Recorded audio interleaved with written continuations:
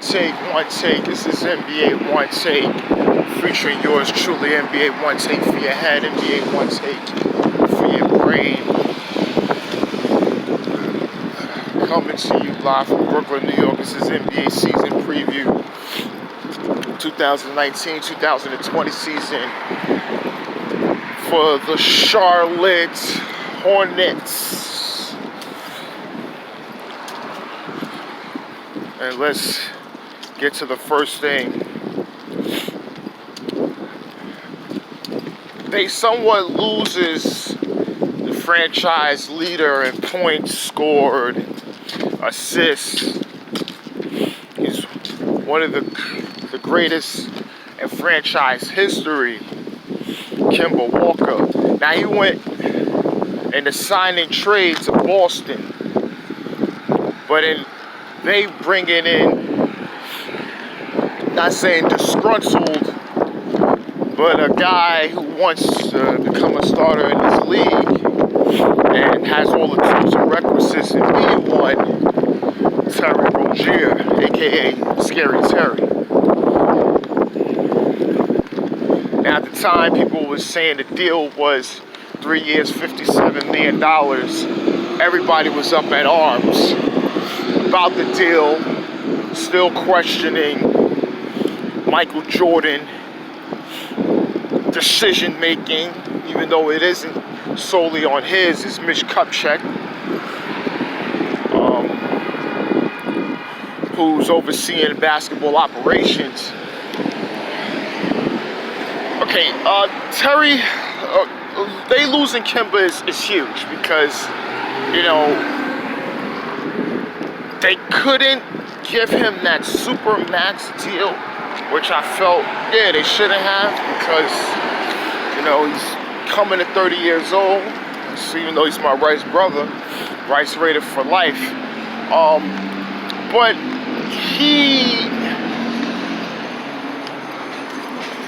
they couldn't pay him that kind of money and still be in a situation that they are. Now, people will say, well, look what they just gave Terry Rozier. It's a shorter deal. You don't know what you can do for him. He's still younger. You can flip him for, if he's good enough, or if he causes some kind of problems, you can flip him to a team that possibly may need a point guard. If everything works out.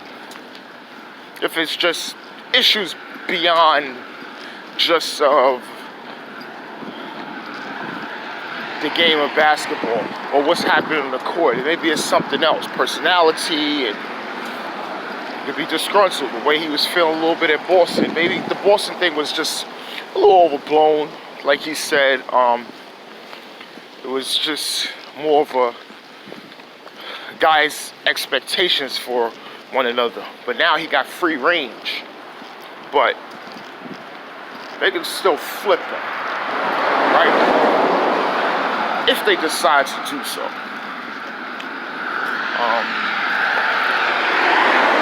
I'm on the fence where losing free agents for anything, especially for a small market team like the Hornets, is never at your detriment. You know, they was in the middle of the pack for several years, going to playoffs here and there and things like that. But now they have to try something else. They have to give Mitch Kupchak the opportunity to build this franchise from the bottom up. And you know, Rozier saying he's not here to fill the shoes of Kemba Walker. He want to create his own path. That's fine and dandy. Hopefully you can, because it's a tall, very tall mountain to climb. Not saying Kemba Walker's shoes, but just where you feel that this team needs to be. It's a lot of work, and a lot of things got to go your way. And this franchise has not proven to be so for years. All right. Dwayne Bacon, PJ Washington, Malik Monk, Miles Bridges. All right. These young guys all has to prove something. PJ Washington being a rookie from Kentucky. We got to see what he can do. Malik Monk, you know, he has to prove something this year. Be more consistent in what he's doing, and it can't have that stigma where you're proving to yourself that your counterparts in that same draft all taking that next step, but you are at a point where you're not as good as, you know, Mitchell and Simmons and these other guys in that great draft.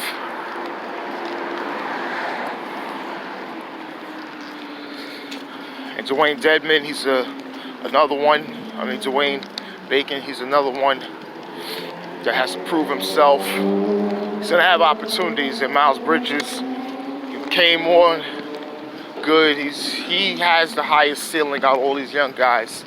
But then we have to see, like I said, this is just a rebuilding situation.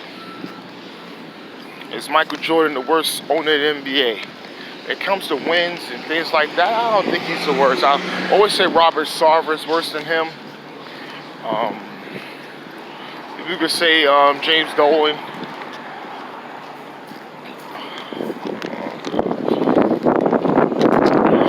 And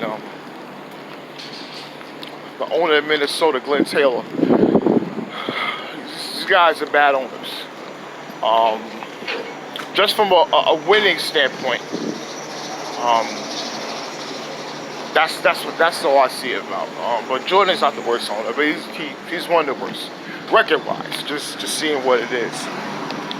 Starting five: Rozier, Bacon, Bridges, Marvin Williams, and Cody Zeller. I give that starting a D. Too many holes. It's a moribund. It's terrible. It's really bad. It's bad there in Charlotte. It's terrible. I'm serious. It is. James Borrego, have to just go on what I saw last year. It's okay. I give him a C+. He's still learning, even though he comes from Pop's system. Their bench is Malik Monk, Nicholas Batum, Gilchrist, Biyombo, and PJ Washington as the notables on the bench. Okay, I say that bench is around a C+.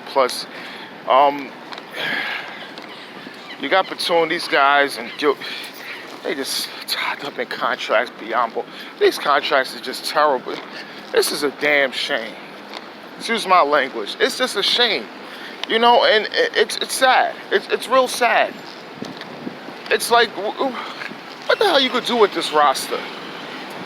This is terrible.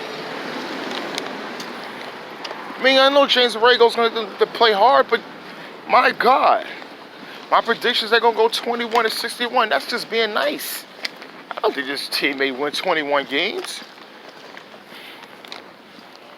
They may lose. Oh, God. They got a lot to do there in Charlotte. It's a lot. They got some bright spots, but I don't see it because free agents ain't coming. It's bad. Your biggest free agent acquisition was Al Jefferson, and he wasn't the big Al from Minnesota. He was hurt, and that was your biggest free agent acquisition. I can't even say Batum. Al Jefferson, years ago. Look it up. This is NBA One Take. Charlotte Hornets, and I'm out.